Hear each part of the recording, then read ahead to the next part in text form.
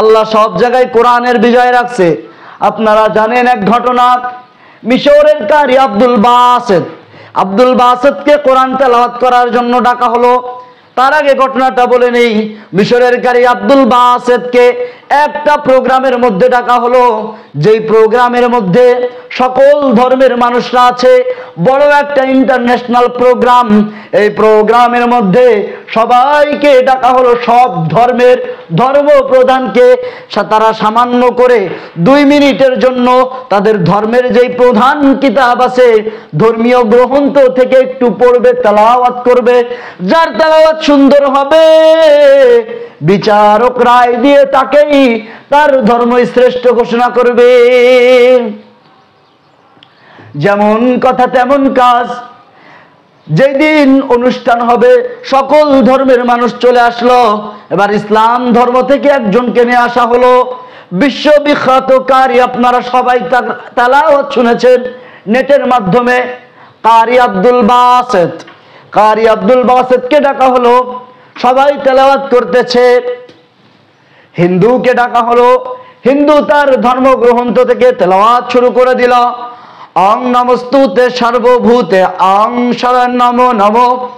এভাবে সে তার ধর্মগ্রন্থ তেলাওয়াত করতে লাগলো।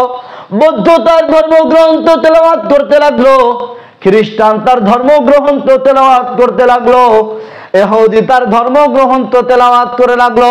যখন তেলাওয়াত শুরু হয়, বিচারক 1.5 মিনিটের মাথায় একটা গ্রিন সিগন্যাল দেয়।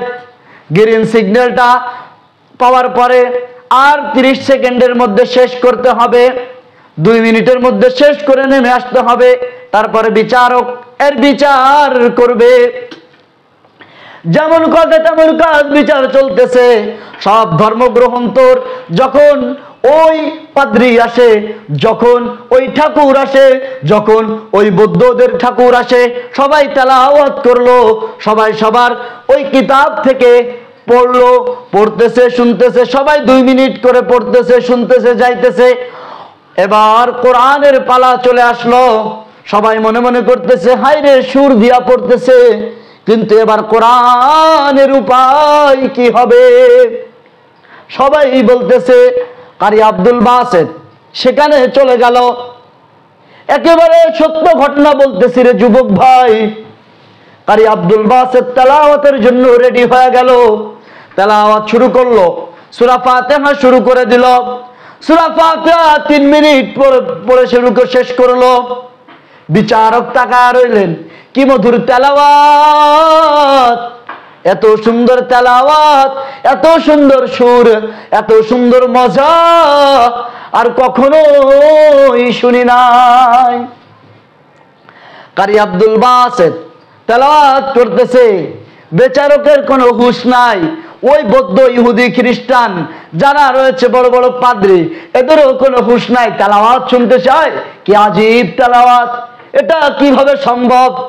মিনিট পার হয়ে যাচ্ছে।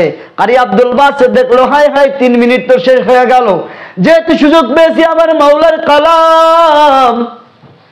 মাওলার কালাম, ওয়ারাত্তিলিল কুরআন তারতিলা। আল্লাহ তো তেলাওয়াত করতে বলেছে তারতিলের সাথে। সুতরাং কারি আব্দুল বাসেত সূরা ইয়াসিন ধরলো, আর মধুর তেলাওয়াত ইয়াসিন বলে যখন টান দিয়েছে, সবাই বেহুশ হওয়ার মতো সবাই তাকিয়ে রয়েছে, পড়তেছে। হঠাৎ করে কিছু পাদ্রীর হুঁশ ফিরল। হুঁশ ফিরে তাকায় দেখে বিচারক তাকায় রয়েছে কারি আব্দুল বাসেতের দিকে। কোথায় লাল বাতি, কোথায় নীল বাতি, কোথায় 2 মিনিট টাইম, কোথায় 5 মিনিট টাইম? আধা ঘন্টা তেলাওয়াত হয়ে গেল। তেলাওয়াতের পরে বিচারক এবার চিন্তা ভাবনা, বিচারকের কোনো হুঁশ নাই। হঠাৎ করে যায় যখন ওই পাদ্রী বিচারককে একটা ধাক্কা দিছে, ধাক্কা দিয়ে বলতেছে, ও বিচারক ভাই, তুমি ওর বিচার সঠিক করে করো না কেন? তখন বিচারক লাফ মেরে উঠে কয়, হ্যাঁ, কিসের বিচার, কিসের লাল বাতি, কিসের গ্রান বাতি, হ্যাঁ কি হলো? বিভিন্ন রকমের হতাশ তার মধ্যে কাজ করতেছে। এই হতাশ অবস্থায় তখন কারি আব্দুল বাসেতকে বলল, রে কারি আব্দুল বাসেত, তুমি যখন তেলাওয়াত করতেছিলে আমি সত্য করে বলতেছি রে বাসেত, তখন আমি মনে হয় দুনিয়ার কোনো জায়গায় ছিলাম না, আমি ভিন্ন কোন গ্রহের মধ্যে হারিয়ে গেলাম, আমি যে কোথায় চলে গেলাম আমি নিজেও জানি না। ওরে কারি আব্দুল বাসেত, তুমি তেলাওয়াত চালায়া যাও। ওরে কারি আব্দুল বাসেত, তোমার তেলাওয়াত যতই শুনি ততই কানের মধ্যে শান্তি লাগে, ততই দেহের মধ্যে শান্তি লাগে, ততই অন্তরটা পরিষ্কার হয়। রে কারি আব্দুল বাসেত, তুমি তোমার তেলাওয়াত চালায়া যাও।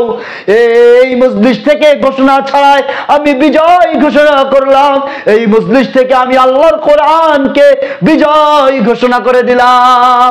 ও মুহতারাম হাজিরিন, আল্লাহ তাআলার কোরআনকে যারা পড়েছে তারা দামি হয়ে গিয়েছে, যারা আল্লাহর কোরআনকে জেনেছে তারা আল্লাহর কাছে দামি হয়ে গিয়েছে, যারা আল্লাহর কোরআনকে মেনেছে তারা দামি হয়ে গিয়েছে।